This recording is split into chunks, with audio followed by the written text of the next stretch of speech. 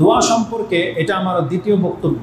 প্রথম খুতবাটি ফরাজে কান্দা হয়েছে গত সপ্তাহে, সেটা নেটে যারা পেয়েছেন তো পেয়েছেন, আর আপনাদের জন্য তাতে কিছু কথা থাকবে। সেই বক্তব্যটা ছিল আমার ভূমিকা স্বরূপ, কারণ এই কয়েক মাসে আমি দোয়ার পর্বটাকে শেষ করব এই টার্গেটই রেখেছি। তাই ভূমিকা স্বরূপ কিছু কথা সেই খুতবায় আলোচনা করেছিলাম। তাতে একটা জিনিস ছিল, যতগুলো গুরুত্বপূর্ণ দিক তার মধ্যে একটা গুরুত্বপূর্ণ দিক ছিল দোয়া হলো ইবাদত। দোয়া আল্লাহর কাছে চাওয়া, আল্লাহকে ডাকা, আল্লাহর কাছে শরণাপন্ন হওয়া, কামনা করা, এটা হচ্ছে ইবাদত। আমি জানি যে এটা আমরা সবাই জানি যে দোয়া হলো ইবাদত, এই শব্দের খাস কোনো বিষয় নেই, এটা আপনিও জানেন আমিও জানি।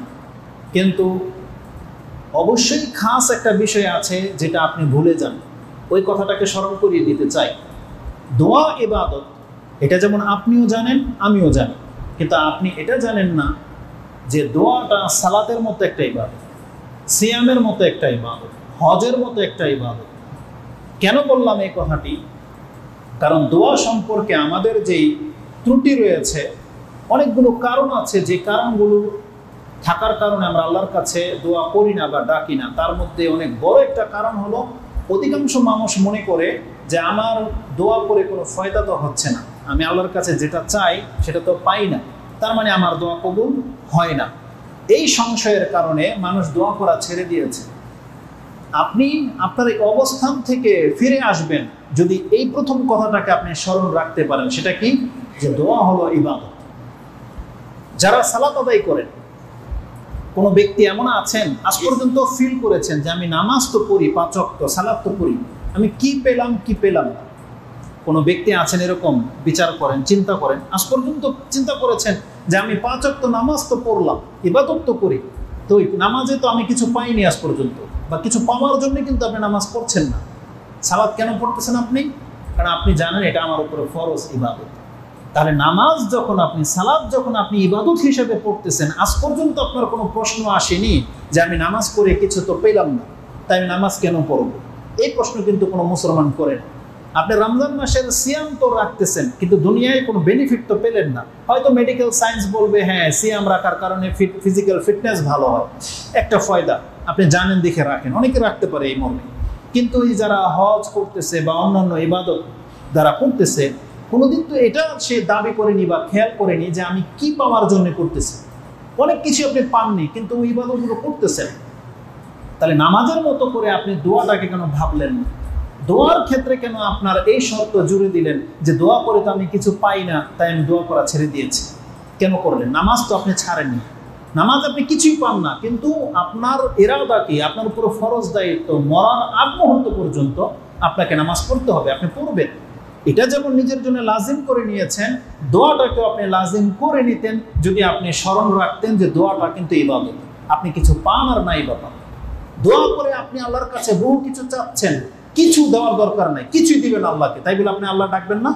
হ্যাঁ ডাকবেন, যদি আপনি স্মরণ রাখেন যে দোয়াটা হচ্ছে ইবাদত। যেমন আমার সালাত ইবাদত, তেমনি আমি আল্লাহর কাছে চাইবো, আল্লাহকে ডাকবো, আল্লাহর কাছে কামনা করব, আমার প্রয়োজনগুলো আল্লাহকে বলবো, এটা একটা ইবাদত। আল্লাহ দেখ বা না দেখ, তো পাওয়া না পাওয়ার সাথে আপনার দোয়া যেন আটকে না থাকে, এটাকে স্মরণ করিয়ে দেওয়ার জন্য এই কথাটা ছিল ওখানে যে দোয়া হচ্ছে ইবাদত। এবং এই প্রেক্ষিতে একটা আয়াত এবং একটা হাদিস কোট করা হয়েছিল, সেটা আপনাদেরকে স্মরণ করিয়ে দিই। তিরমিজি তার দোয়ার শুরুতেই হাদিস এনেছেন, ইমাম ইবনু মাজাও তিনি তার দোয়ার শুরুতেই এই হাদিস এনেছেন, দোয়া লি তাবারানি, ইমাম তাবারানিও তার দোয়ার কিতাবে শুরুতেই হাদিস এনেছেন। তারা প্রত্যেকেই হাদিসটা এনেছেন যে দোয়া হলো ইবাদত। আবু হুরায়রা রাদিয়াল্লাহু তাআলা আনহু থেকে হাদিসটাকে কোট করা হয়ে থাকে যে রাসূলুল্লাহ সাল্লাল্লাহু আলাইহি ওয়াসাল্লাম বলেছেন, 3টা ভাষা রয়েছে, ইন্না দোয়া হুয়াল ইবাদা, নিশ্চয়ই দোয়া হলো ইবাদত। আরেকটা ভাষা হচ্ছে আর দোয়া হুয়াল ইবাদা, দোয়াটাই হলো ইবাদত। আর আরেকটা ভাষা আছে যেটা তাবারানি তার দোয়ার কিতাবে উল্লেখ করেছেন, তিনি বলছেন আল ইবাদাতু হুয়া দোয়া, ইবাদতটাই হলো দোয়া। তো দোয়াটাই হলো একটা ইবাদত বা ইবাদতই হলো দোয়া। এই শব্দে তারা হাদিসগুলোকে কোট করেছেন। হাদিস নাম্বার পর্যায়ক্রমে আপনি পেয়ে যাবেন 3372 নম্বর হাদিস তিরমিজিতে। ইবনে মাজাতে হাদিসটা রয়েছে 3828 মানে 38-28 এবং দোয়া আত-তাবরানীতে রয়েছে 1 নম্বর হাদিস যে দোয়া হলো ইবাদত। তাহলে রাসূল সাল্লাল্লাহু আলাইহি ওয়াসাল্লামের স্পষ্ট ভাষা এখানে দোয়া হলো ইবাদত। আরো কিছু হাদিস আছে, বলা হয়েছে আফদালুল ইবাদাতু আদ-দুআ, উত্তম ইবাদত হচ্ছে দোয়া। আশরাফুল ইবাদাতু আদ-দুআ, আকরামু ইবাদাতু আদ-দুআ। এই শব্দগুলো সঠিক না। আরেকটা হাদিস আছে আদ-দুআ হুয়া মুখুল ইবাদত, দোয়া হলো ইবাদতের মুখ মানে মগজ, মূল। এই শব্দটাও হাদিস সহিহ না। ইমাম তিরমিজি যেমন এই হাদিসটাকে কোট করেছেন 3372-এ, ওই হাদিসটা আপনি পেয়ে যাবেন 3371-এ। তার মানে তার আগের হাদিসটা তিনি উল্লেখ করেছেন দোয়াই হলো ইবাদতের মূল। এই হাদিস সহিহ নয়। বেশ কিছু কিতাব লেখা হয়েছে এই মর্মে যে দোয়া হলো ইবাদতের মূল বা দোয়া হলো ইবাদতের মগজ। এই হাদিসটা দুর্বল। সঠিক কোনটা? দোয়া হলো ইবাদত, মানে ইবাদতের একটা প্রকরণ হচ্ছে দোয়া। এটা যদি আমরা না ভুলি তাহলে আপনার এই প্রশ্ন আসবে না যে আমি দোয়া করে তো কিছু পাই না। এই প্রশ্ন আসবে না। কেন? কারণ আপনি জানবেন দোয়া করাটাই হলো ইবাদত। আর যখন ইবাদত তখন আপনি এটা করতেই হবে। আর ইবাদত যখনই আপনি করবেন তখনই আপনি আল্লাহর বান্দা, এটা প্রমাণ হয়ে যাবে। যারা আল্লাহর কাছে দোয়া করে না তারা আল্লাহর বান্দা নয়। আর যারা আল্লাহর কাছে দোয়া করে তারাই আল্লাহ সুবহানাহু ওয়া তাআলার বন্দেগী করছেন এবং তারাই ইবাদতে লিপ্ত। দোয়া যারা করে না, কোরআনে আল্লাহ সুবহানাহু ওয়া তাআলা একটা ধমকের সুরে আপনার কাছে ব্যক্ত করেছে যে দোয়াটা কেমন ইবাদত। কোরআন আল্লাহ সুবহানাহু ওয়া তাআলা সূরা আল-গাফির 40 নম্বর সূরার 60 নম্বর আয়াতে বলছেন ওয়া ক্বালা রাব্বুকুম উদউনি আস্তাজিব লাকুম। তোমাদের রব আল্লাহ বলছেন ওয়া ক্বালা রাব্বুকুম উদউনি, তোমাদের রব তোমাদেরকে ডেকে বলছেন উদউনি, আমাকে ডাকো, আস্তাজিব লাকুম, আমি তোমাদের ডাকে সাড়া দেব। আমাদের এই টুকরার জন্য একটা খুতবা দেব আলাদাভাবে। এই যে আল্লাহ যে বলেছে আমাকে ডাকো, আমি তোমাদের ডাকে সাড়া দেব, আল্লাহ যে সাড়া দেয় এটা নিয়ে একটা বক্তব্য দেব। এই যে মানুষ যে আল্লাহ সুবহানাহু ওয়া তাআলার কালামকে, কোরআনকে যে মূল্যায়ন করে না, এগুলো হচ্ছে তার বাস্তব প্রমাণ। আল্লাহ নিজে যখন বলেছে উদউনি, আমাকে ডাকো, আস্তাজিব লাকুম, আমি তোমাদের ডাকে সাড়া দেব, এই কথাটা কোনো বলতো মাধ্যম হয়ে আসে নাই। এটা কোনো হুজুর বলে নেই আপনাকে, এটা কোনো পীর না, কোনো নবী আপনাকে বলে নেই যে আল্লাহকে ডাকো, আল্লাহ তোমাকে তোমার ডাকে সাড়া দেবে। বরং এই কথাটা আল্লাহ স্বয়ং বলতেছে আপনাকে। ধরেন এখন নবী নাই, কোরআনটা আপনার হাতে, কোরআনটা নাজিল করে দেওয়া হয়েছে, আল্লাহ নাজিল করেছে। আল্লাহ নিজে বলতেছেন ওয়া ক্বালা রাব্বুকুম উদউনি, তোমাদের রব বলছেন আমাকে ডাকো, উদউনি আস্তাজিব লাকুম, আমি তোমাদের ডাকে সাড়া দেব। এই আয়াত থাকার পরেও কোনো মুসলিমকে এই প্রশ্ন করতে পারে যে আমার দোয়াকে আল্লাহ শুনবে কি শুনবে না? কিভাবে আল্লাহ আমার দোয়া শুনবে? হুজুর আপনি দোয়া করে দেন আপনার মাধ্যমে যাতে আল্লাহ আমার দোয়াটা শুনে। এটা তো কোনো মুসলমান এরকম ধারণাই করতে পারে না। যখন আল্লাহ বলেছেন আমাকে ডাকো, আমি তোমার ডাকে সাড়া দেবো, বিনা কোনো মাধ্যমে কথাটা আপনার কাছে পৌঁছেছে, বিনা কোনো সূত্রে। আল্লাহ কোনো শর্ত সাপেক্ষ করে নেই যে হ্যাঁ আমি তোমার ডাকে সাড়া দেবো, শর্ত হচ্ছে এটাও তো বলেনি। আল্লাহ বলছে আমাকে ডাকো, আমি তোমার ডাকে সাড়া দেবো। তারপরেও মানুষ কেন আল্লাহ সুবহানাহু ওয়া তাআলাকে ডাকে না? কেন তার এত বিপদ নিয়ে এসে এদিক সেদিক ঘুরপাক খাচ্ছে, অথচ আল্লাহ সুবহানাহু ওয়া তাআলা বলছেন আমাকে ডাকলে আমি তোমার ডাকে সাড়া দেবো? কেন মুসলিমরা আজকে আল্লাহ সুবহানাহু ওয়া তাআলার কাছ থেকে মুখ ফিরিয়ে রেখেছে? তো এটা ভিন্ন একটা টপিকস আলোচনা করব। তারপরের অংশে দেখেন আল্লাহ বলেছেন আমাকে ডাকো, আমি তোমাদের ডাকে সাড়া দেব। এটা যে ইবাদত, আল্লাহ বলছেন ইন্নাল্লাযিনা ইস্তাকবিরুনা আন ইবাদাতি। এইখানে আল্লাহ বলে নাই ইন্নাল্লাযিনা লাম ইয়াদউনি, যারা আমাকে ডাকে না তারা। আল্লাহ বলছেন ডাকার চ্যাপ্টারটা আগে চলে গেছে, এখন যারা ডাকে না তাদেরকে আল্লাহ সুবহানাহু ওয়া তাআলা অন্য সেন্সে বলতেছেন ইন্নাল্লাযিনা ইস্তাকবিরুনা আন ইবাদাতি। এখানে এই কথা বলে নাই যে যেই ব্যক্তি আমাকে ডাকা থেকে মুখ ফিরিয়ে নিল, বরং আল্লাহ বলতেছেন যেই ব্যক্তি আমার ইবাদত করা থেকে অহংকার প্রদর্শন করল। সুবহানাল্লাহ। তার মানে দোয়া এক তো ইবাদত, দ্বিতীয়ত হচ্ছে আল্লাহকে তারাই ডাকে যারা অহংকার মুক্ত। তার মানে যারা আল্লাহকে ডাকে না তারা অহংকারী। প্রত্যেকটা ব্যক্তিকে অহংকারী বলা হয়েছে যাদের অভাব আছে কিন্তু আল্লাহকে ডাকে না। তার মানে একজন ব্যক্তি অহংকার না হলে এটা করতে পারে না। যার মধ্যে অহংকার আছে সেই কেবল তার প্রয়োজন থাকলেও ওই ব্যক্তির কাছে সে যাবে না যার কাছে যাওয়াটা সে ছোট মনে করে, যে আমি ওর কাছে গেলে ছোট হয়ে যাব, সে কোনোদিন তার প্রয়োজন থাকলেও ওই ব্যক্তির কাছে যাবে না যে দিতে পারে। অতএব আমরা যখন আল্লাহ সুবহানাহু ওয়া তাআলার কাছে মুখাপেক্ষী, আল্লাহ হচ্ছেন অমুখাপেক্ষী। আমরা যখন অভাবী, আল্লাহ হচ্ছেন গনি। আমরা যখন অসুস্থ, আল্লাহ আমাদেরকে সুস্থ করতে পারে, তাহলে সেই ক্ষেত্রে এগুলোর প্রয়োজন থাকা সত্ত্বেও কেন আমরা আল্লাহকে ডাকি না? আল্লাহ বলছেন এটা সেই ব্যক্তি পারে যেই ব্যক্তি অহংকারী। তাই আল্লাহ বলছেন ইন্নাল্লাযিনা ইস্তাকবিরুনা আন ইবাদাতি সায়াদখুলুনা জাহান্নামা দাখিরিন। যেই ব্যক্তি আমার ইবাদত করতে হবে এই ক্ষেত্রে অহংকার প্রদর্শন করে, আমি ওকে খুব শীঘ্রই জাহান্নামে নিক্ষেপ করব। দাখিল, তার মানে আল্লাহ সুবহানাহু ওয়া তাআলা যারা দোয়া করে না তাদেরকে অহংকারী বলেছেন। আর আল্লাহ বলেছেন এখানে যে আমার ইবাদত করা থেকে সে অহংকার প্রদর্শন করলো। তার মানে আল্লাহ সুবহানাহু ওয়া তাআলা আপনাকে প্রথমেই বলেছে তুমি আমাকে ডাকো, আমি তোমাকে দেব, বা তোমার ডাকে আমি সাড়া দেব। তারপরে বলতেছে আল্লাহ সুবহানাহু ওয়া তাআলা, গ্যারান্টি দেওয়ার পরেও বলতেছে এই কথা যে যেই ব্যক্তি আমার ইবাদত করা থেকে অহংকার প্রদর্শন করবে তাকে আমি জাহান্নামে ফেলে দেব। তার মানে দোয়াটাই হলো ইবাদত। তো দোয়া ইবাদত, এটা আপনার মনে থাকলে ইনশাআল্লাহুল আজিজ আপনি আল্লাহর কাছ থেকে কোনোদিন কিছু পান বা না পান, আপনি দোয়া করা থেকে বিমুখ হবেন না। তবে দোয়ার ক্ষেত্রে আরেকটা সূত্র আপনার মনে থাকলে নিঃসন্দেহে আপনি কোনোদিন দোয়া করা থেকে বিমুখ হবেন না। সেটা কি? দোয়া করলে কবুল তো হয়, কিন্তু তিন ভাবের এক ভাবে হয়। তিনটা ওয়ে আছে। যখন কেউ একটা গুলি ছোড়ে, সে তার টার্গেট হয় পুরা হবে নাহলে মিস হবে। যে কোনো একটা কিছু ঢিল ছোড়েন বা গুলি ছোড়েন, আপনার একটা হয় লক্ষ্যবস্তুতে লেগে যাবে নাহলে মিস হবে। কিন্তু দোয়া এমন একটা বিষয়, এটা যখন আপনার মুখ থেকে ছেড়ে দিবেন, এটা যেই টার্গেটে আপনি ছেড়েছেন যদি এই টার্গেটে পুরো না হয়, তারা অন্য দিক থেকে দুইটা টার্গেট পুরো হয়ে যাবে। এটা হচ্ছে দোয়া, মিস হবে না। আপনি ঢিল মেরেছেন আম পাড়ার জন্যে, আমে লাগেনি, পাতা ঝরেছে বা কিছুই ঝরেনি, চলে গেছে ঢিল। কিন্তু দোয়ার ক্ষেত্রে এটা সেটা হয় না।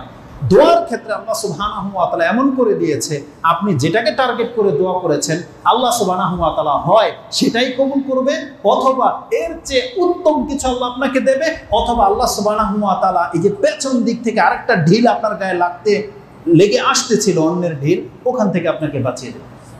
তার মানে ডিফেন্স শুরু, তিনটার একটা হবেই হবে। যখন কোনো বান্দা আল্লাহর কাছে কোনো কথা ছেড়ে দেয়, তাহলে তার তিনটার যে কোনো একটা রূপে আপনি প্রাপ্ত হন। এই হাদিসটা বলবো, এটা মনে থাকলে তার মানে কোনো ব্যক্তি দোয়া করা থেকে বিমুখ হতে পারে না। এক, দোয়া হলো ইবাদত, এটা মনে থাকলে সে দোয়া থেকে বিমুখ হবে না। সে কিছু পাক বা না পাক, কিছু প্রতিফল তার হোক বা না হোক, সে অলওয়েজ আল্লাহকে ডাকবে, অলওয়েজ আল্লাহকে দোয়া করবে, কারণ সে হচ্ছে আল্লাহর বান্দা। দোয়া করা মানে আপনার সাথে আপনার রবের সম্পর্ক আছে, এটার প্রমাণ। আর দোয়া না করা মানে আপনার সাথে আপনার রবের কোনো সম্পর্ক নাই। যেমন অমুসলিমদের কোনো মাবুদ নাই, কোনো মানে আশ্রয়স্থল নাই, এই জন্য ওরা কাউকে ডাকে না। কিন্তু আমাদের একটা আশ্রয়স্থল আছে, আমরা যদি ডাকি তাহলে সেটা প্রমাণ হবে, আর না হলে আমরা অমুসলিমদের মতো মালিকহীন, অভিভাবকহীন হয়ে যাবে। আর যেই ব্যক্তি অভিভাবকহীন হয়ে পরকালে উঠবে, সে কিন্তু নাজাত পাবে না, তার উদ্ধার করার মতন কাউকে সে পাবে না। এই জন্য আল্লাহ বলছেন আল্লাহকে অভিভাবক হিসেবে গ্রহণ করো। তার মানে আমাদেরকে আগেই ডাকতে হবে আল্লাহর কাছে। তাহলে দোয়া হচ্ছে ইবাদত, এটা বলেছিলাম। এখান থেকে আরো দুইটা নোক্তা বেরোবে। দোয়া যখন ইবাদত, তখন দোয়া ইবাদত কার জন্য করতে হয়? ইবাদতের মালিককে একমাত্র আল্লাহ।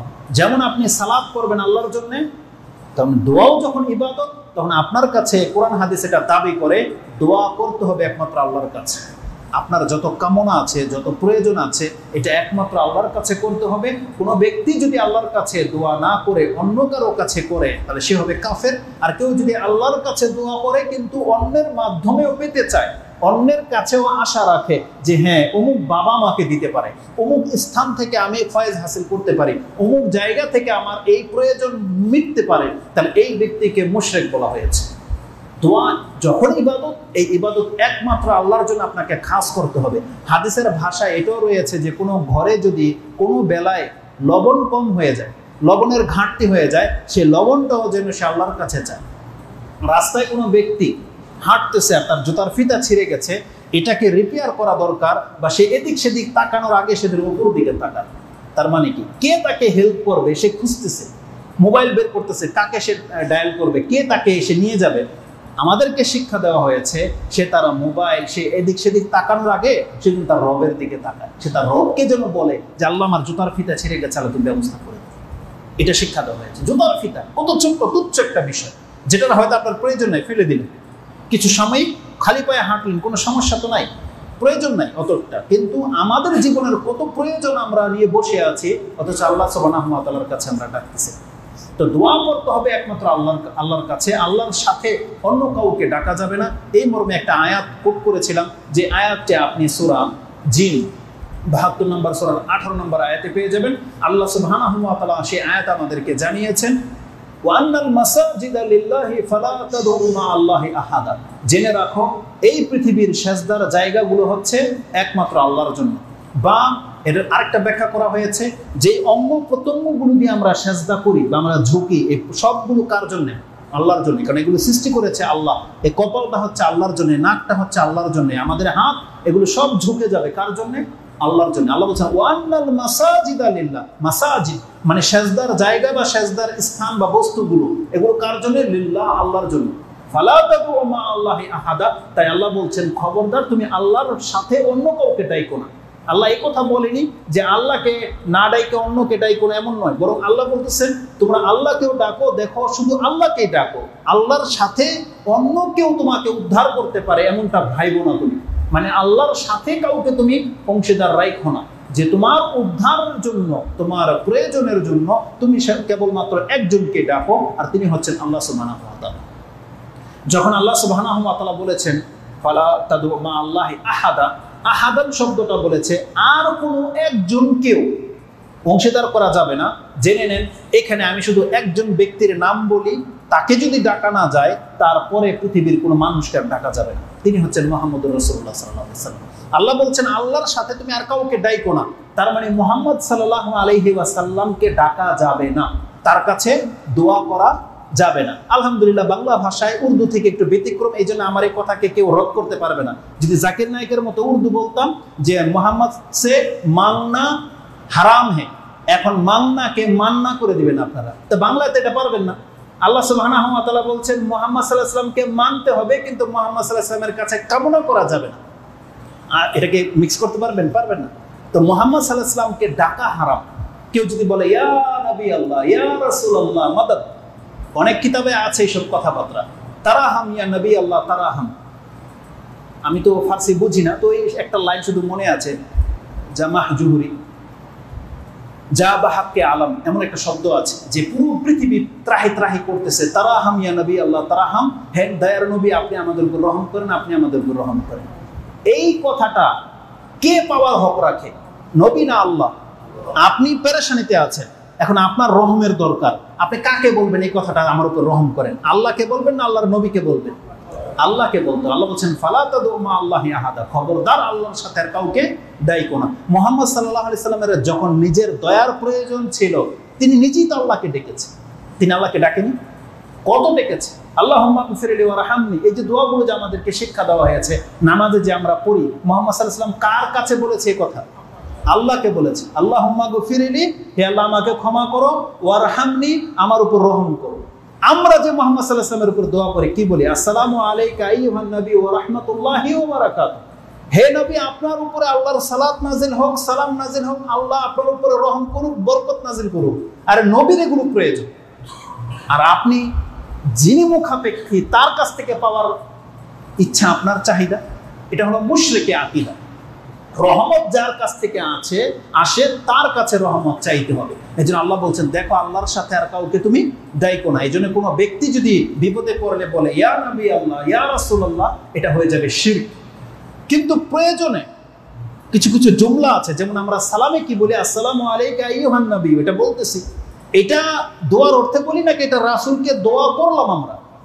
আমরা তো রাসূলের কাছে চাইনি, বরং আমরা আরো দিলাম, আমরা আল্লাহর কাছে দোয়া তলব করলাম যে হে আল্লাহ আপনি রাসূলের উপরে শান্তি নাজিল করেন। এটা তো দোয়া তার জন্য করা হইলো, তার কাছ থেকে চাওয়া হইলো না। কিন্তু আপনি যদি নিরেটভাবে এমনি হঠাৎ করে ব্যথা পেলেন, বলতেছি ইয়া রাসূলুল্লাহ, এরকম জুমলা শুনেছেন? আমি প্রায় অটোতে বসলে মহিলারা প্রায় উঠেই বলে আল্লাহর রাসূল, এই শব্দটা শুনেছেন? বলছে আল্লাহর রাসূল। ভিক্ষা করতে আসে বা কিছু বলে ইয়া রাসূলুল্লাহ, সুবহানাল্লাহ। এই জানে না যে এই জুমলাটা হচ্ছে শিরকি জুমলা, সে আল্লাহকে ডাকেই না। সে যদি বলতো হে আল্লাহ হে রাসূল, তাহলে হয়তো শিরক। আর সে এখানে আল্লাহকে ডাকেই নেই, বলতেছে ইয়া রাসূলুল্লাহ, মানে হে আল্লাহর রাসূল, এইভাবে ডেকেছে। তো ভাষাটা হচ্ছে এরকম। আমরা যদি বলি হে আল্লাহ হে রাসূল, তাহলে আপনি দুইজনকে ডাকলেন, তাহলে হবে কি? শিরক। কারণ আল্লাহ বলছেন ফালা তাদউ মা আল্লাহি আহাদা। আর আপনি যদি বলেন হে আল্লাহর রাসূল, তার মানে আপনি আল্লাহকে ডাকেনি নাই, শুধু আল্লাহর রাসূলকে ডেকেছেন, কিন্তু কুফর হয়ে যাবে, কুফর এটা। অতএব আল্লাহ সুবহানাহু ওয়া তাআলা বলেছেন ইবাদত হচ্ছে দোয়া, আর দোয়া একমাত্র আল্লাহ ছাড়া আর কারো কাছে করা যায় না, এই একটা মেসেজ ছিল। দ্বিতীয় শাখা যেটা পেলাম সেটা হচ্ছে দোয়া যেহেতু ইবাদত, এক তো আল্লাহ বলেছে যারা আল্লাহকে ডাকে না, আল্লাহর কাছে দোয়া করে না, তাদেরকে আল্লাহ অহংকারের সাথে তুলনা করেছে। আর হাদিসের ভাষায় এসেছে যেই ব্যক্তি আল্লাহর কাছে দোয়া করে না, আল্লাহ এই ব্যক্তির উপরে রাগান্বিত। তার মানে আপনি আল্লাহর বান্দা, তাওহীদ আপনার ঠিক আছে, কিন্তু আপনি যে প্রতিনিয়ত আল্লাহর কাছে কিছু চাচ্ছেন না, আল্লাহকে ডাকছেন না, আল্লাহ আপনার উপরে প্রতিদিন নারাজ থাকেন, রাগান্বিত থাকেন আপনার উপরে। এই অবস্থায় আপনি মরে গেলে ওই আল্লাহর রাগটা আপনার উপরে পতিত হবে, কিয়ামতের মাঠে আপনি নাজাত পাবেন না, ধরা খেয়ে যাবেন। হাদিসের ভাষাটা কি? রাসূলুল্লাহ সাল্লাল্লাহু আলাইহি ওয়াসাল্লাম বলেছেন, ইন্নাহু মান লাম ইয়াসআলিল্লাহ, নিশ্চয়ই যে আল্লাহর কাছে চায় না, ইয়াগদাব আলাই, আল্লাহ তার উপরে রাগান্বিত থাকে। এটা হচ্ছে ইমাম তিরমিজি রাহিমাহুল্লাহর ভাষা। ইমাম তিরমিজি রাহিমাহুল্লাহ হাদিসটা কতটা এনেছেন? ওই হাদিসটার পরে এটা, ওটা ছিল 3372, এটা হচ্ছে 3373, 3373 নম্বর হাদিস। ইমাম ইবনে মাজাহ এই হাদিসটাকে আরেকটা ভাষায় এনেছেন, আবু হুরায়রা তার বর্ণনাকে তিনি বলছেন মান লাম ইয়াদুল্লাহ, এখানে ছিল মান লাম ইয়াসআলিল্লাহ, যে আল্লাহর কাছে চায় না। আর ইবনে মাজাহতে হাদিসটা এসেছে মান লাম ইয়াদুল্লাহ, যে আল্লাহকে ডাকে না। তাহলে কি হবে? সুবহানাহু ওয়া তাআলা, যে আল্লাহ সুবহানাহু ওয়া তাআলাকে ডাকে না, গাদিবা আলাই, আল্লাহ তার উপরে অসন্তুষ্ট থাকেন। এটা ইমাম ইবনে মাজাহ তিনি তার 3827 এনেছেন, ওটা ছিল 3828, এটা হচ্ছে 3827। তার মানে ইমাম তিরমিজি এই হাদিস, ইমাম ইবনে মাজাহ এই হাদিসটি দিয়ে তার দোয়ার অধ্যায় শুরু করেছেন। কি দোয়া? যে যেই ব্যক্তি আল্লাহর কাছে দোয়া করে না, আল্লাহ তার উপর অসন্তুষ্ট। এটা দিয়ে ইমাম ইবনে মাজাহ তার দোয়ার অধ্যায় শুরু করেছেন। সুবহানাল্লাহ। তো এই বর্ণনাগুলো থেকে আমরা যেটা আপনাকে দেখাতে চেয়েছি, এক, দোয়া হলো ইবাদত, দোয়া একমাত্র আল্লাহর কাছে করতে হবে, আল্লাহ ছাড়া অন্যের কাছে করাটা হচ্ছে শিরক। তৃতীয় হচ্ছে যদি কেউ আল্লাহর কাছে দোয়া না করে, তাহলে আল্লাহ তাকে অহংকারী বলেছে। কি বলেছে? অহংকারী। আর হাদিসের শব্দ কি পেলাম? আল্লাহ সুবহানাহু ওয়া তাআলা এই ব্যক্তির উপরে নারাজ, যেই ব্যক্তি আল্লাহর কাছে চায় না, আল্লাহ সুবহানাহু ওয়া তাআলাকে ডাকে না।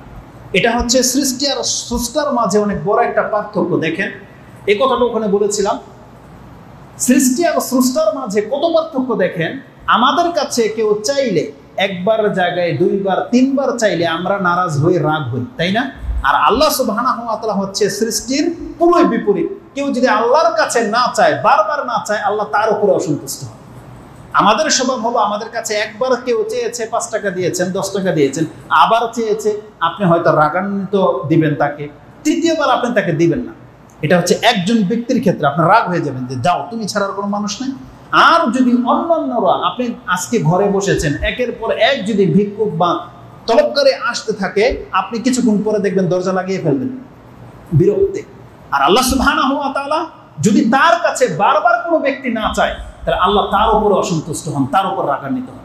বরং আল্লাহ চায় যে আমার কাছে বারবার তলব করা হোক, আমাকে বারবার ডাকা হোক, আমি বিরক্ত হই না, বরং তোমার বারবার ডাকার মাঝে আমার সন্তুষ্টি রয়েছে।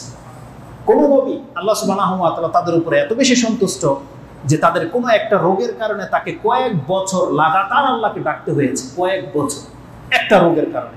কোন নবী আল্লাহর কাছে সন্তান পায় না, সন্তান পাওয়ার জন্য আমরা তো মাত্র 2-1টা ডাক দিই, 2-1 দিন, 2-1 সপ্তাহ হয়তো আল্লাহর কাছে বলি, 2 ওয়াক্ত বলি, তারপরে আমাদের চিকিৎসা শুরু হয়ে যায়। কিন্তু কোন নবী সন্তান পাওয়ার জন্য আল্লাহর কাছে 80 বছর ডেকেছে, 80 বছর। সুবহানাল্লাহ। এগুলো কোরআনে আপনি পাবেন। তো এটাই হচ্ছে পার্থক্য নবীদের আর আমাদের, জ্ঞানীদের আর আমাদের মতো অজ্ঞদের। তো কথা হচ্ছে যে আল্লাহ সুবহানাহু ওয়া তাআলা, যেই ব্যক্তি আল্লাহকে ডাকে না, আল্লাহর কাছে বারবার চায় না, সেই ব্যক্তির উপর আল্লাহ অসন্তুষ্ট। আরেকটা শক্ত কথা আপনাকে বলে দিই, যারা প্রতিনিয়ত আল্লাহর কাছে কিছু না চেয়ে দিন পার করে দিচ্ছেন, এইভাবে আপনার বছরকে বছর কেটে যাচ্ছে, এমন না হয় আপনাকে আল্লাহ ওই ব্যক্তির মতো কাফের বলে গণ্য করে দেয়। জানেন, এটা কাফেরদের স্বভাব, অমুসলিমদের স্বভাব। যারা আল্লাহ এবং পরকালে বিশ্বাসী না, ওরা যেমন একবারও আল্লাহকে ডাকে না, কিন্তু আপনি মুখে বলতেছেন আল্লাহর প্রতি আপনার আস্থা আছে, পরকাল বলে কিছু আছে, কিন্তু একবারও আপনি আল্লাহকে ডাকেননি, আজকে একবারও বলেননি আল্লাহ আমাকে ক্ষমা করো, তাহলে আপনার অবস্থাটা ওই কাফেরদের সমতুল্য। জানেন, এই ভাষায় হাদিস এসেছে, আর হাদিস রয়েছে মুসলিমে, তাও ঈমানের অধ্যায়। সুবহানাল্লাহ। আয়েশা রাদিয়াল্লাহু তাআলা আনহা তিনি বলতেছেন যে আমি রাসূলুল্লাহ সাল্লাল্লাহু আলাইহি ওয়াসাল্লামকে বললাম, ইয়া রাসূলুল্লাহ, ইবনু জুদাআন একজন ব্যক্তি রয়েছে, কানা ফিল জাহিলিয়া, জাহিলিয়াতের যুগে সে ছিল, সে কি করত? ফিল জাহিলিয়াতি ইয়াসিলুর রাহিম ওয়া ইউতঈমুত তাআম ওয়া ইউতঈমুল মিসকিন, এই লোকটা এত ভালো ছিল, মিসকিনদেরকে খাদ্য দিত আর আত্মীয়তার সম্পর্কটাকে রক্ষা করে চলতো। সে যে এই ভালো ভালো কাজগুলো করতো, তার কি কোনো উপকার হবে এই কাজগুলো? রাসূলুল্লাহ বলছেন লা ইয়ানফাউহু, তার এই ভালো কাজ তার কোনো উপকারে আসবে না। কেন? রাসূলুল্লাহ এই কথা বলে দিলে পারতেন, সে তো কাফের, সে তো মুশরিক, এটা বলেনি রাসূলুল্লাহ। রাসূলুল্লাহর ভাষাটা কি বলেছেন? রাসূলুল্লাহ বলছেন কেন তার এই ভালো কাজ তার কোনো উপকারে আসবে না? ইন্নাহু লাম ইয়াকুল ইয়াওমান রাব্বি গফিরলি খাতিআতি ইয়াউমাদ্দিন, সে কোনো একদিন এই জমিনের মধ্যে কোনো একদিন আল্লাহকে বলেনি যে আল্লাহ বিচারের মাঠে তুমি আমার পাপগুলোকে মাফ করে দিও। সে একদিনও বলেনি। ইন্নাহু লাম ইয়াকুল ইয়াওমান, সে একদিনও বলেনি এই কথা রাব্বি গফিরলি খাতিআতি ইয়াউমাদ্দিন, আল্লাহ তুমি বিচারের মাঠে আমাকে ক্ষমা করে দাও, একদিনও সে বলে। রাসূলুল্লাহ বলছেন এই কারণে এই যে কাফের, এটাকে ইঙ্গিত করা হয়েছে যে সে আসলে পরকালে বিশ্বাসী না, সে ভালো ভালো কাজগুলো করে, এটা হচ্ছে মনুষ্যত্বের ভিত্তিতে। আমাদের সমাজে কত মানুষ আছে না যারা মনুষ্যত্ববোধ বা হিউম্যানিটি যেটাকে বোঝায়, এই জন্য সে ভালো কাজ করে, রাস্তাঘাট করে দেয়, মানব সেবা। তাদের পরকালের কোনো ইচ্ছাই নাই, পরকালে আল্লাহর কাছে কিছু পাবে, এই জন্য তারা এই কাজগুলো করে না। তারা শুধু ভোট পাওয়ার জন্য, সাপোর্ট পাওয়ার জন্য, পপুলারিটির জন্য মানব সেবা তারা করে যাচ্ছে, বলতেছে এগুলো মানুষের প্রয়োজন, আমরা রাস্তাঘাট করে দিই, কালভার্ট করে দিই। কিন্তু এগুলো যে অনেক বড় বড় কাজ, এগুলো যে আল্লাহর সন্তুষ্টির জন্য করা হলে একটা দুর্নীতি মুক্ত হয়ে যেত, দ্বিতীয়ত এই কাজগুলোর কারণে ও যে জান্নাত পেয়ে যেত, ওর এই ধার প্রান্ত পর্যন্ত এই জ্ঞান নেই। এগুলো মানুষের কল্যাণে তারা করে থাকে, কিন্তু এরকমের কল্যাণকর কাজ পৃথিবীর বহু মানুষ করেছে, কিন্তু তাদের কাছ আল্লাহ সুবহানাহু ওয়া তাআলার কাছ থেকে কিছুই পাবে না। কেন? কারণ রাসূলুল্লাহ সাল্লাল্লাহু আলাইহি ওয়াসাল্লাম বলেছেন সে কোনো একদিন বলেনি আল্লাহর কাছে আল্লাহুম্মা গফিরলি খাতিআতি ইয়াউমাদ্দিন, আল্লাহ বিচারের মাঠে তুমি আমাদের পাপকে মাফ করে দাও। আমরাই দেখেন না কেন, আমরাই কত, কে বলতে পারবে যে আমরা কবে বলেছি এই কথা যে আল্লাহ বিচারের মাঠে আমাকে ক্ষমা করে দিও? কবে বলেছি এই কথা? আপনার স্মরণে আসবে না যে আপনি কবে বলেছেন। হয়তো আপনি নামাজে তথাকথিত পুঁথির যে শিক্ষা পেয়েছেন যে নামাজে 2 সেজদার মাঝে বসলে বলতে হয় রাব্বিক ফিরলি রাব্বিক ফিরলি, কিন্তু আপনি জানেন না এর অর্থই বা কি, জানেন না। আপনি জানেন যে বলতে হয়, আপনি বলতেছেন, কিন্তু আদৌ কি আপনি আল্লাহর কাছ থেকে ক্ষমা চাচ্ছেন? আপনি কি কোনোদিন একদিন ফিল হয় আপনার যে আজকে আমি আল্লাহকে বলি আল্লাহ আমাকে মাফ করে দাও? আপনি সন্ধ্যায় বলেছেন এই কথা, রাতে বলেছেন? কখনই বলেন? দেখেন আপনার দিনকে দিন, রাতকে রাত পার হয়ে গেছে, কত রাত পার হয়ে গেছে, আপনি কথা বলেননি আল্লাহকে আল্লাহ মাফ করুন। এই সম্পর্কে বলা হয়েছে। এইভাবেই যদি আমরা কবরে চলে যাই, যদি আল্লাহকে আমরা না বলি যে আল্লাহ আমাদের পাপগুলোকে ক্ষমা করে দাও, আমাকে ক্ষমা করো, তাহলে আমাদের অবস্থাতে কাফেরদের মতোই। ও যেমন আল্লাহর প্রতি বিশ্বাস নাই, আস্থা নাই, আমাদেরও তো তাই নেই। অথচ মুহাম্মদুর রাসূলুল্লাহ সাল্লাল্লাহু আলাইহি ওয়াসাল্লাম প্রতিনিয়ত আল্লাহর কাছে বলতেন আল্লাহ তুমি আমাকে ক্ষমা করে দাও, প্রতিনিয়ত বলতেন। তো এই হাদিসটাকে ইমাম মুসলিম তার ইমানের অধ্যায়ে এনেছেন। হাদিস হচ্ছে 406। যেই ব্যক্তি ডাকে না তার হুকুমটা আপনাকে জানিয়ে দেওয়া হলো। কোরআনে তাকে অহংকারী বলা হয়েছে, আর হাদিসের ভাষায় বলা হয়েছে সে কাফেরের সমতুল্য, কাফেরদের মতো। এই জন্য এমন হয়েন না, আল্লাহকে আপনি ডাকেন, আপনি কিছু পান বা না পান, আপনি জানেন না আপনার এগেনস্টে, আপনার পরক্ষণে আল্লাহ আপনাকে কতভাবে শেল্টার দেয় বা সাপোর্ট করতেছে, আপনি জানেন না। আল্লাহ জানেন না আপনি আল্লাহ আপনাকে ক্ষমা করার জন্য কি করেছে, আপনি জানেন না। এই জন্য ডাকতে থাকেন, দোয়া করতে থাকেন। তো এটা ছিল আলোচনার মূল বিষয়, এবং এই দোয়ার মর্যাদা সম্পর্কে একটা আলোচনা হবে। দোয়ার মর্যাদা সম্পর্কে আজকে শুধু একটা হাদিস আপনাকে স্মরণ করিয়ে দিই। দোয়া এটা এমন একটা মর্যাদাপূর্ণ ইবাদত, নামাজও ইবাদত, নামাজ অনেক বড় ইবাদত আপনার কাছে। নামাজ হচ্ছে ঈমান।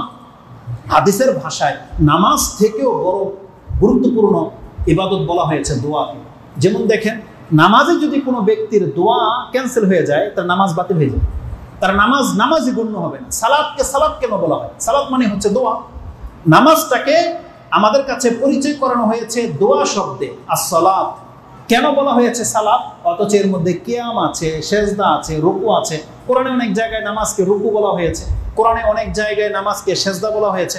হাদিসের ভাষায় যে কোনো নফল নামাজের মধ্যে দেখবেন সেজদা, সেজদা মানে কিন্তু সালাত। তো নামাজের একটা নাম হচ্ছে রুকু, নামাজের একটা নাম হচ্ছে সিজদা, নামাজের একটা নাম হচ্ছে কিয়াম। এই যে আমরা যে বলি না মান কামা রামাদানান ঈমানান ওয়া ইহতিসাবান, আপনি কেমনে বুঝলেন এখানে কিয়াম মানে নামাজকে উদ্দেশ্য করা হয়েছে? যে যেই ব্যক্তি রমজান মাসের কিয়াম করবে, কিয়াম মানে কি? দাঁড়িয়ে থাকা নাকি নামাজ?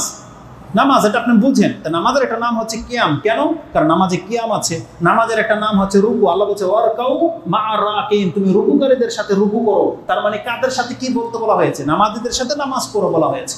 আল্লাহ বলছেন ওয়াইজা কিলা লাহুমুর কাউ লা ইয়ারকাউন, তাদেরকে বলা হয় রুকু করো, তারা রুকু করে না। এর মানে কি? তার মানে তাদেরকে নামাজ পড়তে বলা হয়, তারা নামাজ পড়ে না। তারপর আল্লাহ সুবহানাহু ওয়া তাআলা সেজদা বলেছে। তেমনি এগুলো দিয়ে আমাদের কাছে জাস্ট পরিচয় করিয়ে দেওয়া হয়েছে, কিন্তু নামাজকে আমাদের কাছে দোয়া দিয়ে ডাকা হয়েছে। ইযা নুদিয়া লিসসালাতি ইয়াউমিল জুমআ, যখন জুমার দিনের দোয়ার জন্য তোমাকে ডাকা হবে। এই সালাত মানে কি? নামাজ। যখন তোমাকে নামাজের জন্য ডাকা হবে, আল্লাহ শব্দটা কি ব্যবহার করেছে? as-সালাত। তার মানে সালাত মানে হচ্ছে দোয়া, আর নামাজটাকে দোয়া বলে আল্লাহ সুবহানাহু ওয়া তাআলা আমাদের কাছে পরিচয় করিয়ে দেওয়া হয়েছে। নামাজকে আমরা নামাজ হিসেবে তো জানি, কিন্তু দেখেন কেন আল্লাহ সালাত বলেছে? কারণ আপাত মস্তক আল্লাহু আকবার থেকে নিয়ে সালাম ফিরা পর্যন্ত দোয়া আর দোয়া। দোয়া যদি আপনি বের করে দেন নামাজ থেকে, নামাজই থাকবে না। একটা লোক যদি শুধু আল্লাহু আকবার বলে চুপ করে দাঁড়িয়ে থাকে, নামাজই হবে। সর্বপ্রথম দোয়াই হচ্ছে রুকু। সেটা কি? সূরা ফাতিহা। এটা কি দোয়া নয়? সূরা ফাতিহাটাই তো দোয়া। তারপরে রুকুতে দোয়া, সেজদাতে দোয়া, দাঁড়াতে দোয়া, বসতে দোয়া, বৈঠকে দোয়া, সালাম ফিরানো পর্যন্ত দোয়া, সবটাই দোয়া। এই জন্য নামাজকে নামাজ বলা হয়, মানে এটা সালাত বলা হয়। সালাত মানে হচ্ছে দোয়া। তো দোয়া হচ্ছে সব থেকে মর্যাদাপূর্ণ ইবাদত আল্লাহর কাছে, সব থেকে মর্যাদাপূর্ণ। তাওয়াফ করতে স্যার কেউ যদি আল্লাহর কাছে দোয়া না করে, তাওয়াফই থেকে যাবে, কোনো মূল্য রাখে না।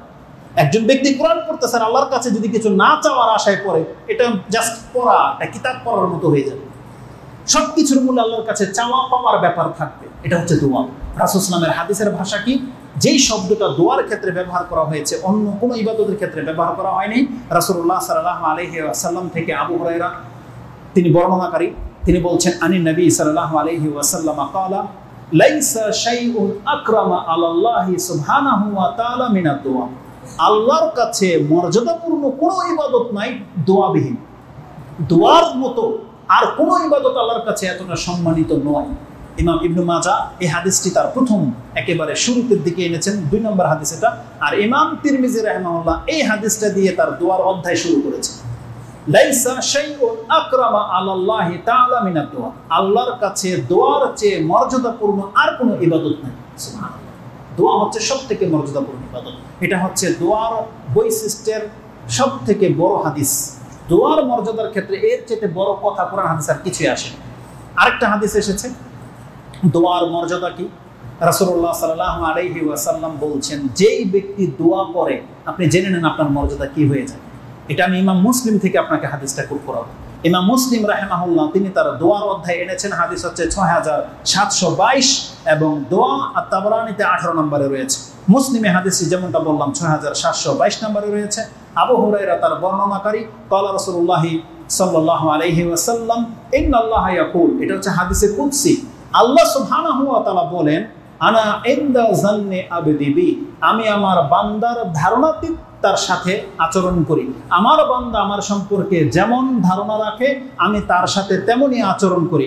আনা ইনদা যান্নি আবদি বি। তার মানে আপনি যদি দোয়া করেন এই সেন্সে যে আল্লাহ আমার দোয়া শুনি। আল্লাহ বলছেন আমি শুনি, আমি শুনবো অবশ্যই তোমার দোয়া। আর যেই ব্যক্তি মনে করে যে আমি দোয়া করে দিলাম আল্লাহ শুনলে শুনুক, না শুনলে না শুনুক, আল্লাহ বলছে তোর সাথে ওই আচরণই করা হবে। এমনটা হয় না। দোয়া করতে হবে একিনের সাথে, বা আল্লাহ সম্পর্কে আপনার ধারণা থাকতে হবে, একদম স্বচ্ছ ধারণা থাকতে হবে যে আল্লাহ আপনার জন্য শুধু কল্যাণ করে ইচ্ছা করে, অকল্যাণের ইচ্ছা আল্লাহ আপনার সাথে করে না। বাহ্যিকভাবে আপনার অনেক বড় লস লেগে যাবে, বাহ্যিকভাবে আপনি অনেক বড় বিপদে আছেন, কিন্তু জেনে নেন আল্লাহ আপনাকে অনিষ্ট দেওয়ার জন্য, কষ্ট দেওয়ার জন্য, অমঙ্গলের জন্য এই বিপদে আল্লাহ আপনাকে ফেলেনি, বরং আল্লাহ এর মাধ্যমে আপনার কল্যাণ করে ইচ্ছাই করেছে। আপনি জানেন না এর মাধ্যমে আপনি কত বড় কল্যাণ প্রাপ্ত হতে পারেন। এই করোনা যে রোগটা এখন পুরো পৃথিবীতে ছড়িয়ে গেছে, আমরা মুসলিমরা এখন পর্যন্ত বুঝতে পারিনি যে এর কল্যাণটা কি, কিন্তু আমাদের ঈমান থাকতে হবে যে এর মধ্যে আমাদের মুসলিমদের কল্যাণই রয়েছে, অকল্যাণ নেই। আল্লাহ আমাদের সাথে অকল্যাণের ইচ্ছা করতে পারেন। আল্লাহ বলেছেন দুনিয়াতে এবং পরকালে বান্দা তোদের জন্য আমি শুধু কল্যাণ করি, ইচ্ছাটাই করি। এটা হচ্ছে আল্লাহ সুবহানাহু ওয়া তাআলা। আর কিছু দিক আমরা লক্ষ্য করতে পারতেছি যে করোনা কিছু দিকে তো আলহামদুলিল্লাহ করোনা আমাদের স্পষ্ট কল্যাণ দেখতে পাচ্ছি। বহু পাপ সমাজে কমে গেছে, বহু দুর্নীতিবাজরা পিছনে সরে গেছে, ঘরের মধ্যে আটকে পড়ে গেছে। বরং ইন্ডিয়াতে আমরা বলতে পারি মুসলিমদের উপরে যে নির্যাতন চলেছিল একেবারে খুব দ্রুত গতিতে বা একের পর এক কিছুটা থেমেছে। আল্লাহ যদি এদেরকে এখন অব্যাহতি দিয়ে দেয়, আবার ওরা মুসলিমদের উপরে চড়াও হবে। আরো বেশ কিছু দিক থাকতে পারে, তবে আমরা আল্লাহর কাছে দাবি করি বা আল্লাহর সম্পর্কে আমাদের ঈমান এটাই, এই করোনা যত ক্ষতি আমাদের করুক না কেন এটা আমাদের কল্যাণে আছে। এটাই আমরা আল্লাহ সুবহানাহু ওয়া তাআলার কাছে এটাই ধারণা রাখি, কারণ আল্লাহ বলছেন আনা ইনদা যান্নি আবদি বি। আমি আমার বান্দার ধারণাতে তার সাথে থাকি। আমার বান্দা আমার সম্পর্কে যেমন ধারণা করবে ও আমাকে এমনই পাবে। তারপরের জুমলাটা হচ্ছে আল্লাহ সুবহানাহু ওয়া তাআলা বলছেন, ও আনা মাআহু ইযা দাআনি, আমি আমার বান্দার সাথে হয়ে যাই যখনই আমাকে ডাকে। আল্লাহ বলছেন কোন বান্দা যখন আমাকে ডাকে আমি তখনই ওর সাথে হয়ে যাই। তার মানে একেবারে ওর সাথে হয়ে যায়। আল্লাহ বলছে আমি ওর সামনে থাকি, আমি ওর সাথে সাথে চলি যখন আমার কোনো বান্দা আমাকে ডাকে। ওয়ানা মাআহু ইযা দাআনি, যখনই আমাকে ডাকে আমি তখনই ওর সাথে হয়ে যাই। তার মানে এই মেসেজটা আপনি আপনার মাথায় নিয়ে নেন যে আল্লাহকে যদি আপনি কাছে পেতে চান তাহলে আপনি আল্লাহকে ডাকতে থাকেন, আল্লাহকে আপনি ডাকতে থাকেন। আল্লাহ সুবহানাহু ওয়া তাআলাকে আপনি সাথে নিয়ে চলেন। কিসের মাধ্যমে? দোয়ার মাধ্যমে। দোয়া জিকির করতে থাকেন, যতক্ষণ আপনার ঠোঁট হিলবে ততক্ষণ জেনে নেন আল্লাহ আপনার সাথে আছে। মাঝে মাঝে যে নুক্তাগুলো স্মরণ হয়ে যায় এটা শয়তানের পক্ষ থেকে, কারণ শয়তান আপনাদেরকে উস্কাবে। কি উস্কাবে? যে অমুক ব্যক্তি তো তাসবিহ জপতে ছিল তাও তো লঞ্চ ডুবে গেল, এরকম ভাবে উস্কাবে। ওটা কি বললাম? ওটা হচ্ছে তাকদীর। তাকদীরের ফয়সালা যেটা আছে সেটা তো হবেই। আর কিছু কিছু ব্যক্তির ক্ষেত্রে তাকদীরও চেঞ্জ হয়ে যায় দোয়ার কারণে, সেই কথাটা আমি আপনার কাছে বলবো। এটা হলো দোয়ার সবথেকে পাওয়ারফুল ক্ষমতা। দোয়ার ক্ষমতা সম্পর্কে এর চাইতে কঠিন হাদিস, এর চাইতে দামি হাদিস আর কোনো হাদিসে নাই। সেটা কি? রাসূলুল্লাহ সাল্লাল্লাহু আলাইহি ওয়াসাল্লাম বলছেন, মানুষের তাকদীরে যে কথাগুলো লেখা আছে, সে কত টাকার মালিক হবে, কতটা সুস্থ থাকবে, কতদিন বাঁচবে, কিভাবে বাঁচবে, কতটা কালে পৃথিবীতে থাকবে, এটা সবকিছু লেখা আছে। তাকদীরের ব্যাপারটা এমন ভাবে লিখে রেখেছে আল্লাহ যে কোনো ব্যক্তি 50 বছর বাঁচবে, লেখা আছে যে তার বয়স 50-এ গিয়ে শেষ। কিন্তু এই 50 বছর সে বাঁচবে, তার মধ্যে এই বালা মুসিবত গুলো আসবে, এই বিপদ আপদ গুলো আসবে, এই কষ্ট পাবে, এই হবে, সেই হবে, এতটা অ্যাক্সিডেন্ট হবে, ওটাও লেখা আছে। যদি এই সময় এই দোয়া করে তাহলে এই বিপদ তার হবে না। সে যদি এই সময় দান করে তাহলে এই বিপদ তার দূর হয়ে যাবে। সে যদি আত্মীয়তার সম্পর্ক রক্ষা করে তাহলে তার 50 বছর পর্যন্ত সে উপনীত হবে সুস্থভাবে। এই যে বলা হয়েছে যে আত্মীয়তার সম্পর্ক যে চায় যে আমার বয়স বৃদ্ধি হোক, আমি এবং সচ্ছল হই, সেজন্য তার আত্মীয়তার সম্পর্ক রক্ষা করে, তাহলে ওটা তো তাকদীরেই লেখা আছে।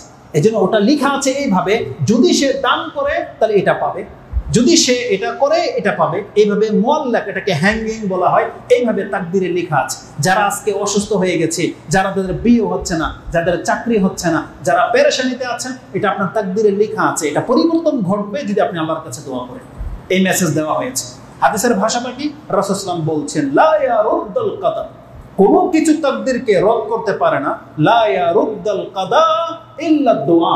আল্লাহ বলছেন, রাসূল সাল্লাল্লাহু আলাইহি ওয়াসাল্লাম বলছেন যে একমাত্র দোয়াই পারে আপনার তাকদীরের মধ্যে পরিবর্তন নিয়ে আসতে। তাকদীর লেখা আছে, এটা যেমন এই সংবাদটা আমাদেরকে কে দিয়েছে? মুহাম্মদুর রাসূলুল্লাহ সাল্লাল্লাহু আলাইহি ওয়াসাল্লাম দেয়নি, এটা আল্লাহর পক্ষ থেকে। সেই মুহাম্মদুর রাসূলুল্লাহ সাল্লাল্লাহু আলাইহি ওয়াসাল্লামই বলতেছেন তোমার এই তাকদীর যেমন রদবদল হবে না, তবে জেনে রাখো দোয়া করলে তাকদীরে অনেকটা পরিবর্তন ঘটে। যখন আমাদেরকে সংবাদ দেওয়া হচ্ছে তাহলে দুটাই হচ্ছে হাদিস আর দুটাই হচ্ছে আল্লাহর পক্ষ থেকে। অতএব দুটা কথার প্রতি আমাদের ঈমান লাগবে, দুটার কথার প্রতি আমাদের আস্থা থাকতে হবে। তাকদীর যেমন নির্ধারিত, এটা রদবদল হবে না, আর দোয়া করলে তাকদীর পরিবর্তন হয়। এই দুই হাদিসের সমন্বয় কিভাবে হবে? যেমনটা বললাম, আপনি 60 বছর বাঁচবেন, এটা নির্ধারিত তাকদীর, এটার একচুয়ালি দিক সেদিক হবে না। কিন্তু এই 60 বছরের মাঝে আপনার দোয়ার ধারা, আপনি যে 60 বছরে উপনীত হলে কোটিপতি হয়ে যাবেন, আল্লাহ হয়তো সেই কোটিপতি আপনাকে আগেই করে দেবে, বা সেই কোটিপতি হওয়ার জন্য সহজ করে দেবে রাস্তা আপনার দোয়ার কারণে। যেমন এই 60 বছরে আপনি পৌঁছতেন অসুস্থ হয়ে, ব্যথা পেয়ে বা কোন রকমের দুর্ভোগে, কিন্তু দোয়ার কারণে আপনাকে আল্লাহ ওই পর্যন্ত পৌঁছে দেবে স্বাভাবিক পর্যায়ে। এটা হচ্ছে দোয়ার পরিবর্তন ঘটানো। রাসূলুল্লাহ সাল্লাল্লাহু আলাইহি ওয়াসাল্লাম বলছেন, লাইসা লা ইয়ারুদ্দুল কাদা ইল্লা দুআ ওয়া লা ইয়াজিদু ফিল উমরি ইল্লাল বির। তবে বয়স বাড়াতে পারে না কোনো আমল একমাত্র সৎ কাজ ছাড়া, ইল্লাল বির। রাসূলুল্লাহ বলেছেন কেউ যদি তার বয়স বাড়াতে চায়, তার মানে তাহলে তাকে ভালো কাজ করাইতে হবে, ভালো কাজ তাকে করতেই হবে। তার মানে কি তার 60 বছরের চেয়ে 70 বছর সে বাঁচবে এটা নয়। এই 60 বছর আপনি বাঁচবেন এই পৃথিবীতে, আপনার পূর্বে কোনো ব্যক্তি 80 বছর বেঁচেছে, 100 বছর বেঁচেছে, সে যে জায়গায় পৌঁছে গেছে আপনি আপনার এই 60 বছরের আমল দিয়ে সেই জায়গায় পৌঁছে যেতে পারবেন যদি আপনি ভালো কাজ করেন। আপনার ভালো কাজ আপনার মর্যাদাকে ওই 100 বছর, 200 বা 1000 বছর পেয়ে গেছে এমন ব্যক্তির জায়গায় আপনাকে পৌঁছে দিতে পারবে। নূহ আলাইহিস সালামের জাতি তারা কত বছর পেয়েছে? 1000 বছর পেয়েছে। আদম আলাইহিস সালামের পরবর্তী মানুষগুলো হাজার হাজার বছর বেশি বেঁচেছিল, আর আমরা মাত্র 60 থেকে 70। কিন্তু আমাদের মর্যাদা বলা হয়েছে তাদের চেয়েও বেশি। কিসের মাধ্যমে? এই সৎ কাজের মাধ্যমে। একটা কদর পেয়ে যাওয়া মানে 83 বছর ওভার হয়ে যাওয়া। 1000 মাস থেকে উত্তম জায়গায় পৌঁছে যাওয়া আপনার মর্যাদা। কারো লাইফে যদি 10টা কদর পেয়ে যায়, এরকম 1000 কেন, তার মানে কত হাজার, 83,000 বছর আপনি পার হয়ে চলে গেলেন। কত চমৎকার আল্লাহ সুবহানাহু ওয়া তাআলা ব্যবস্থা রেখেছে। তাহলে উম্মতে মুহাম্মাদি হলেই আপনি মর্যাদাবান তা নয়, বরং উম্মতে মুহাম্মাদি হওয়ার পরে আপনাকে সৎ কাজ করতে হবে। আমাদেরকে সেই দিকে ইঙ্গিত করা হয়েছে। যারা ভালো কাজ করে তাদের মর্যাদা এমনি তার বয়স বেড়ে যাচ্ছে। এই হাদিসের প্রতি সেই কথার দিকে ইঙ্গিত করা হয়েছে। ইমাম তিরমিজি হাদিসটাকে কোট করেছেন। হাদিস হচ্ছে 2139। তার তাকদীরের অধ্যায়ে এনেছেন যে দোয়া করলে তাকদীরে পরিবর্তন ঘটে। এটা হচ্ছে দোয়ার ক্ষমতা, দোয়ার পাওয়ার, দোয়ার যে কত ক্ষমতা, ইনশাআল্লাহ এটা নিয়ে একটা বক্তব্য করা হবে যে দোয়া করার মধ্যে কত কিছু পরিবর্তন হয়ে গিয়েছিল।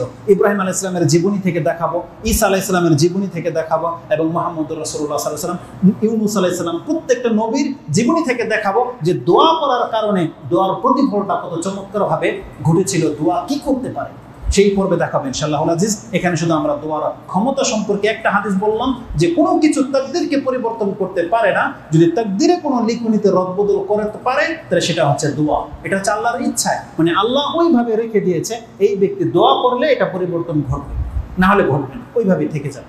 এটা হচ্ছে দোয়ার বরকত। দোয়ার প্রতিফল কিভাবে ঘটবে এটা আমরা দ্বিতীয় খুতবায় একটা হাদিস শুধু উল্লেখ করবো ইনশাআল্লাহ আজিজ। তারপর আমরা আমাদের খুতবা শেষ করে দেব। আকুলু লিকাউলি হাযা আস্তাগফিরুল্লাহ লি ওয়া লাকুম ওয়া লিসাইরিল মুসলিমিন ফাস্তাগফিরু ইন্নাহু হুয়াল গফুরুর রহিম। আলহামদুলিল্লাহি রাব্বিল আলামিন ওয়াসসালাতু ওয়াসসালামু আলা আশরাফিল আমবিয়া ওয়াল মুরসালিন নবিয়ানা মুহাম্মাদিন ওয়া আলা আলিহি ওয়া সাহবিহি আজমাইন। যতই বলি যে কথা খুব শর্ট করব কিন্তু লম্বা হয়েই যায়। একটা হাদিস শুধু উল্লেখ করব। বলেছিলাম যে হাদিসটি স্মরণ থাকলে কোনো ব্যক্তি দোয়া থেকে মুখ ফিরাবে না।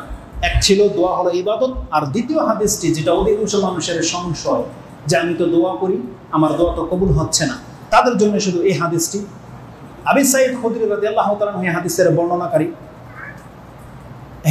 বর্ণনাকারী আন্না নবী সাল্লাল্লাহু আলাইহি ওয়াসাল্লাম ক্বালা মা মিন মুসলিমিন ইয়াদউল্লাহ বিদাওয়াতিন লাইসা ফীহি ইসমুন ওয়ালা কাতিআতু রাহমিন ইল্লা আতাহুল্লাহু বিহা ইহদা সালাস। কোন মুসলিম ব্যক্তি, কান খাড়া করে শুনেন আল্লাহ কি বলেছেন, রাসূল সাল্লাল্লাহু আলাইহি ওয়াসাল্লাম কি বলেছেন। কোন মুসলিম ব্যক্তি যদি আল্লাহর কাছে কোনো দোয়া করে, সেই দোয়াটা যদি কোনো পাপের দোয়া না হয়, মানে কারোর সাথে সম্পর্ক ছিন্ন করতে হবে এরকম, অথবা কোনো পাপ যে আল্লাহ তুমি আমাকে নায়িকা গায়িকা বানাই দেবো, এই ধরনের কোনো কিছু, পাপের কিছু, জুয়া খেলতেছে আর বলতেছে যে এখন 6 মারলে এত লাখ টাকা, আল্লাহ তুমি একটা 6 মেরে দেবো, এই যে দোয়াগুলো পাপের, এবং কাতিয়াতির রাহিমিন, আল্লাহ ওর সাথে আমার সম্পর্ক রাখবো না, এমন একটা কিছু করে দেবো, দূর করে দেবো আল্লাহকে, বা ওকে ধ্বংস করো, হালাক করো, এই ধরনের কোনো দোয়া যদি না হয়, কোনো মুসলিম যদি কোনো কল্যাণকর নেকের দোয়া করে, তাহলে তার এই দোয়া আল্লাহর কাছে 3 রূপে ফিরে আসে, আল্লাহর কাছ থেকে 3 রূপে ফিরে আসে। ইল্লা ইহদা সালাস, 3-এর একটা কবুল হবেই হবে, 3-এর একভাবে কবুল হবেই হবে। একটা কি, হয়তো ইম্মা আন তুআজ্জালা লাহু দাওয়াতাহু, সে এখন যেটা চাইলো আল্লাহ সাথে সাথে তাকে তা দিয়ে দেবে। হয়তো বা সে সন্তান চাইলো, ছেলে চাইলো, আল্লাহ তাকে ছেলে দিয়ে দিবে। সে মেয়ে চাইলো, মেয়ে দিয়ে দিবে। সে একটা মেয়েকে পছন্দ করেছে, আল্লাহ এর সাথে বিয়ের ব্যবস্থা করে দেবো, আল্লাহ বিয়ে করাই দিবে।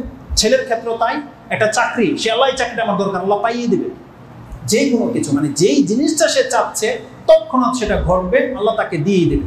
ইম্মা আন তুআজ্জালা লাহু দাওয়াতাহু, সে যেটা চেয়েছে, তাহলে এটা পুরো হয়ে গেল, মানে আপনি বুঝতে পারলেন আপনার দোয়া কবুল হয়েছে।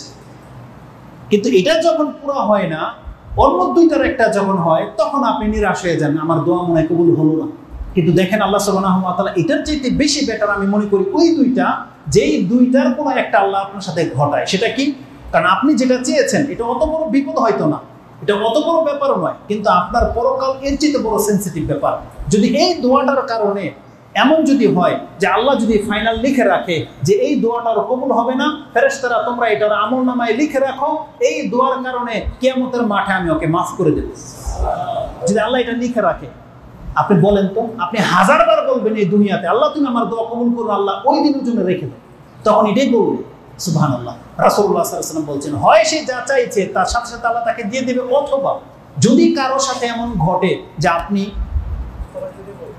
দোতলায় নামাজের ব্যবস্থা আছে, দোতলায় চলে যান, হ্যাঁ আচ্ছা যান, দোতলায় যান, ব্যবস্থা করা হয়েছে, যান। তো কথা হচ্ছে যে যখন কোনো ব্যক্তি দেখবেন, সেটা পুরুষ হোক বা মহিলা হোক, যে কেউ, যে আপনি আল্লাহর কাছে কিছু একটা চাচ্ছেন সেটা পুরো হচ্ছে না, তার মানে চট করে আপনার ইমানটাকে শক্ত করে নেন, ইনশাআল্লাহুল আজিজ আপনি জেনে নেন আল্লাহ এটা আপনার কিয়ামতের মাঠের জন্য জমা করে রাখলো, অথবা আপনার এর চেয়ে বড় একটা বিপদ আসতে গিয়েছিল, আল্লাহ থামিয়ে দিয়েছে। দুইটার একটা। রাসূল কি বলেছেন? ওয়া ইম্মা আইয়াদাখিরাহু লাহু ফিল আখিরাহ, আল্লাহ হয় তার জন্য পরকালে সেই দোয়াটাকে জমা করে রাখবে। ওয়া ইম্মা আইয়াসরিফা আনহু মিনাস সুই মিসলা, একটা বর্ণনায় মিসলা শব্দটা নাই, বলছে এটা দুর্বল, তার মানে তার সমপরিমাণ বিপদ দূর করে দেবে। ওই সমপরিমাণ কথাটা আমরা ছেড়ে দেই, বরং আছে ওয়া ইম্মা আইয়াসরিফা আনহু মিনাস সু, তার থেকে একটা খারাপকে আল্লাহ দূর করে দেবে। তার মানে যেই দোয়াটা আপনি করলেন আর এটা কবুল হচ্ছে না মনে হচ্ছে, আপনি আল্লাহর কাছে ছেলে সন্তান চেয়েছেন, ছেলে হইল না মেয়ে হইল, আপনি কি মনে করবেন? আলহামদুলিল্লাহ বলবেন। কেন? আপনি যেটা চেয়েছেন এটা আপনার জন্য অকল্যাণকর হতো, বরং ওই দোয়াটাকে আল্লাহ রিজার্ভ করে রেখে দিয়েছে পরকালের জন্য। অথবা যেই বিপদ আসতেছিল এই ছেলের মাধ্যমে আল্লাহ আপনাকে সেই বিপদ থেকে মুক্ত করে দিয়েছে। মরিয়ম আলাইহিস সালামের মা কিন্তু আল্লাহর কাছে ছেলেই চেয়েছিল, কিন্তু আল্লাহ তাকে মেয়ে দিয়েছে, এবং আল্লাহ সুবহানাহু ওয়া তাআলা বলেছে লাইসা যাকারু কাল উনসা, এই মেয়ের মতো অন্য ছেলে হবে না তোমার। তার মানে এত মর্যাদাপূর্ণ। আল্লাহ তো নির্ধারণ করে রেখেছে যে মরিয়ম হবে, তার পেট থেকে ঈসা জন্মাবে, কিন্তু কোনো ছেলে হলে এটা হয়তো, ছেলের পেট থেকে বাচ্চা হয় না, কিন্তু আল্লাহ তাকে ঈসা আলাইহিস সালাম দিতে চেয়েছিলেন, তাই তার ঘরে মরিয়ম জন্মিয়েছে, আর মরিয়ম আলাইহিস সালামের ঘরে ঈসা আলাইহিস সালামের জন্ম হয়েছে। সুবহানাল্লাহ। এই জন্য সুদূর প্রসারী চিন্তা করেন আল্লাহ, আপনার আমার মতো সংকীর্ণ চিন্তার মধ্যে থেকে যেন না। এই জন্য যার যেটা আপনি চাচ্ছেন এটা যদি পুরো না হয়, আজকের এই হাদিস থেকে আপনি মনে রাখেন এটা হয় আল্লাহ আপনার জন্য পরকালে জমা করে রেখেছে, অথবা একটা বড় ধরনের বিপদ আসার ছিল, সেই বিপদটা আপনার কাছ থেকে আল্লাহ দূর করে দিয়েছে।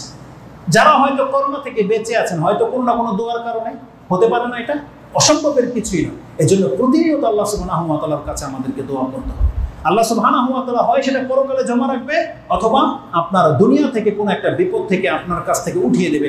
সাহাবীরা প্রশ্ন করতেছেন, ইয়া রাসূলুল্লাহ ফাইযান নুকসির, তাহলে তো আমরা আল্লাহর কাছে অধিক দোয়া করব, যাতে করে আমাদের অধিক দোয়া জমা থাকে আর অধিক বিপদ থেকে মুক্ত হয়ে যায়। রাসূল সাল্লাল্লাহু আলাইহি ওয়াসাল্লাম বলছেন আল্লাহু আকসারু, আল্লাহ তার চেয়ে বেশি দিতে সক্ষম।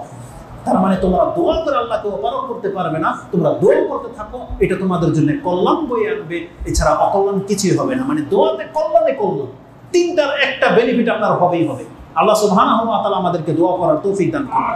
এই হাদিসটাকে মুসাদে আহমদ 31133 মানে 11133 এবং দোয়া ও তাবারানি 35 এবং সাহিহ আত-তারগিব ওয়া তারহিবের মধ্যে 1633 হাদিসটা রয়েছে। সর্বশেষ একটা হাদিস রিলেটেড বুখারী থেকে একটা হাদিস উল্লেখ করে দেই, এটা আপনার প্রশান্তির জন্য। এই হাদিস থেকে আমরা পরবর্তী খুতবায় উল্লেখ করব। সেটা কি? যারা বলে যে আমরা আল্লাহর কাছে দোয়া করি, আল্লাহ তো দোয়া শুনলো না, এটা হচ্ছে তাড়াহুড়া করা। এই তাড়াহুড়াকারীর দোয়া আল্লাহ কবুল করে না। রাসূলুল্লাহ সাল্লাল্লাহু আলাইহি ওয়াসাল্লাম বলছেন ইস্তাজাবু লি আহাদিকুম, আল্লাহ তোমাদের প্রত্যেকটা ব্যক্তির দোয়া কবুল করবে, তবে মা লাম ইয়াজাল, যেই ব্যক্তি তাড়াহুড়া করে তার দোয়া কবুল করা হয় না। তাহলে জিজ্ঞাসা করা হয়েছে ইয়া রাসূলুল্লাহ তাড়াহুড়া কি? তখন রাসূলুল্লাহ বলছেন একজন ব্যক্তি আল্লাহর কাছে দোয়া করে, কালু দাউতু রাব্বি, আমি আমার রবকে ডেকেছি, ফালাম ইস্তাজাবলি, কিন্তু আল্লাহ তো আমার ডাকে সাড়া দিল না। এই কথা যে বলে, এই কথা বলে যে দোয়া করা ছেড়ে দেয়, জেনে নেন এর দোয়া কবুল হবে না, তিনটার একটাও হবে না। তার দোয়া তিনটার একটাও হবে না, আল্লাহ জমা করে রাখবে না, তাকে বিপদ থেকেও বাঁচাবে না, আর তার সেটা যেটা চাচ্ছে এটাও হবে না। আর যদি আইয়ুব আলাইহিস সালামের অসুস্থ হয়েছিল, আমাদের অসুস্থতা হয় 1 ঘন্টা 2 ঘন্টা বা 1 দিনের জন্য, মাথা ব্যথা যদি আমাদের 1 দিনের 1 ঘন্টা কারো থাকে, সেটা আল্লাহকে গালি দিয়ে ফেলবে, এমন অবস্থা আমাদের। আর তার কয়েক বছর নাকি অসুস্থতায় তিনি ভুগেছিলেন, কঠিন বেদিতে, কিন্তু সে আল্লাহর পক্ষ থেকে মুখ ফিরিয়ে নেয়নি। তিনি বারবার বলেছেন রাব্বি আন্নী মাসানিয়া দুর ওয়া আনতা আরহামুর রাহিমিন, আল্লাহ অনিষ্ট আমাকে স্পর্শ করেছে, আর আল্লাহ তুমি হচ্ছ আরহামুর রাহিমিন, যত রহমকারী আছে সব থেকে বেশি রহমকারী আল্লাহ তুমি, কোনো কমপ্লেইন নাই। আর আজকে আমাদের অবস্থা, একদিন অসুস্থ থাকলে আল্লাহ সুবহানাহু ওয়া তাআলাকে একেবারে উদ্ধার করে আমরা ছেড়ে দিই। এটা হচ্ছে আমাদের চরিত্র। আমরা আসলে মুসলিম হইতে পারি না। আমাদেরকে আল্লাহ সুবহানাহু ওয়া তাআলার ফয়সালার প্রতি সন্তুষ্ট হতে হবে, আল্লাহকে ডাকতে হবে। রাসূল সাল্লাল্লাহু আলাইহি ওয়াসাল্লাম বলছেন প্রত্যেকটা ব্যক্তির দোয়া কবুল হয় যদি সে তাড়াহুড়া না করে। তাড়াহুড়া কি?